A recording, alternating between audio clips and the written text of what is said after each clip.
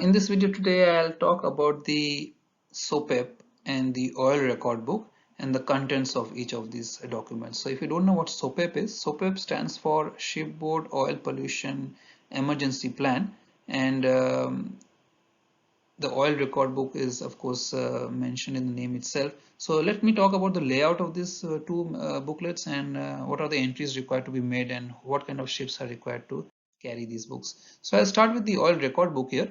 The oil record book has a part 1 and a part 2 in it. So the part 1 is provided to every oil tanker of 150 tons gross tonnage and above, and every ship of cargo ship of course a non-oil tanker of 400 tons gross tonnage and above, other than oil tankers, to record relevant machinery space operations. So any kind of operations related to the machinery space or engine room is recorded in that. Now part 2 of the oil record book is provided to record any kind of relevant cargo or ballast operations.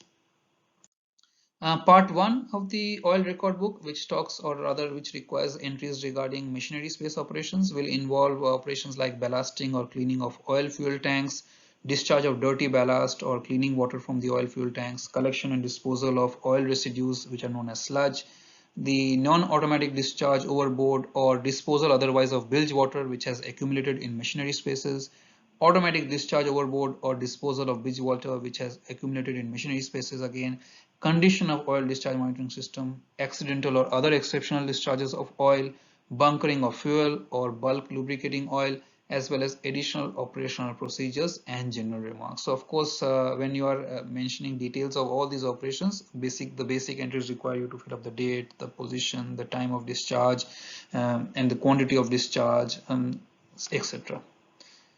Then part 2 of this oil record book, which requires you to make entries regarding cargo and ballast operations or relevant cargo and ballast operations. This is of course more relevant to oil tankers because cargo ships do not carry oil as cargo, right? Most of the cargo ships don't. So that's why part 2 is more relevant to oil tankers.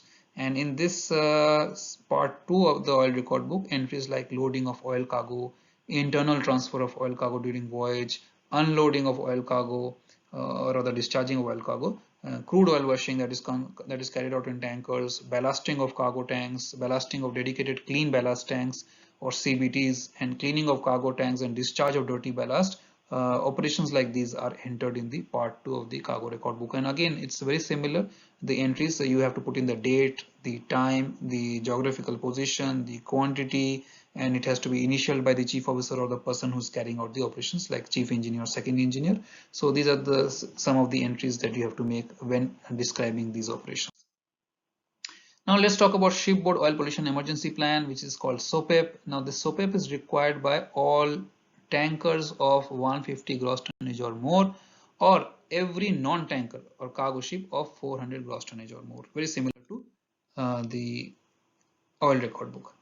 Now contents of the SOPEP are as follows. Now the procedure to be followed by the master or other persons having charge of the ship to report an oil pollution incident is described in it.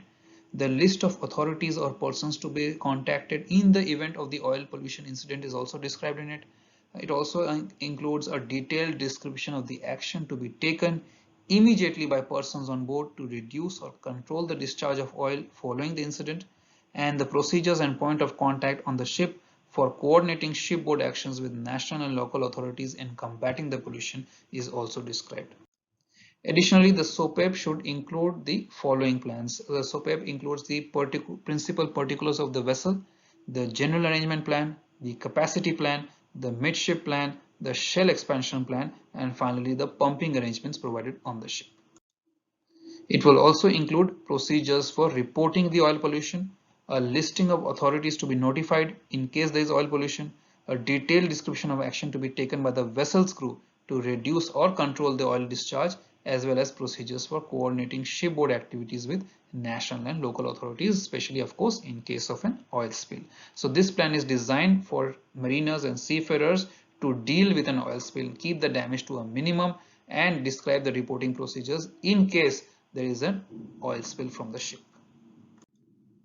The appendices of the SOPEP include list of coastal state contacts, list of port contacts, list of ship interest contacts, the oil pollution prevention team details, teams that will of course deal with the oil pollution prevention on the ship, checklist for the use in emergencies, damage, stress and stability calculation procedures, list of oil spill response equipment carried on board, and planned maintenance schedule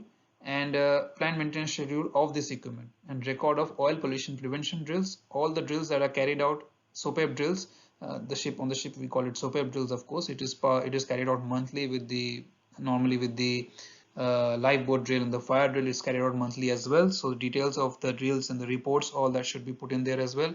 Bunkering procedures to be observed by the ship, as well as a SOPEP flow chart is provided on the ship as well for ease of understanding. So the SOPEP flow chart basically details the actions in a flow chart that are required to be carried out in case of there is an oil spill or an emergency pertaining to the oil spill. So a flow chart is in place of a text, and flow chart shows it in way of diagrams, which is easier to follow and observe in case of a real emergency. So make sure that you carry out SOPEP drills and also make a report of these drills and include it in the SOPEP plan along with your ISM audit book.